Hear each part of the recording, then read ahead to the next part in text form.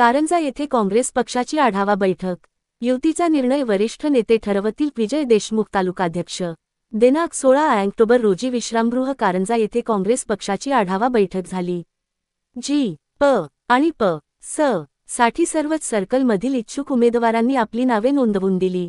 काँग्रेस पक्षाकडून तिकीट मागण्यासाठी अनेक नावे येत आहे, परंतु युती झाल्यास बऱ्याच लोकांना तिकीटपासून वंचित राहावे लागेल। वरिष्ठ पातळीवर युती संदर्भात बोलणी चालू आहे असे तालुकाध्यक्ष विजय देशमुख यांनी सांगितले। युती करणे सोयीचे राहील। युती केल्यास तालुक्यात आघाडीच्या सीटा सुद्धा जास्त येईल। इच्छुक उमेदवारांनी कामाला लागा असे तालुकाध्यक्षांनी सांगितले आहे। येणारा काळ हा काँग्रेसचाच राहील अशी आशा सुद्धा व्यक्त केली।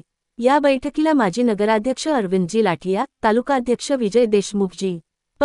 सदस्य रामदास भोने, जिल्हा प्रवक्ते प्राध्यापक स्वप्नील तायडे, शहराध्यक्ष अब्दुल राजीक, तालुका महिला अध्यक्ष ललिताताई थोटांगे, विजय पाटील कडू, देवेंद्र लांडकर, विशाल अगमे, नवीन इंगोले, आशिष घोंगळे, अंकुश काळे, महम्मद राजा, सलाम कुरेशी, नामदेवाप्पा निंबलवार, निलेश चव्हाण, राजू झरी, राजू झाडे, सय्यद अबराव आणि बहुसंख्य पदाधिकारी व कार्यकर्ते उपस्थित होते। महाभारत न्यूज कारंजा मुख्य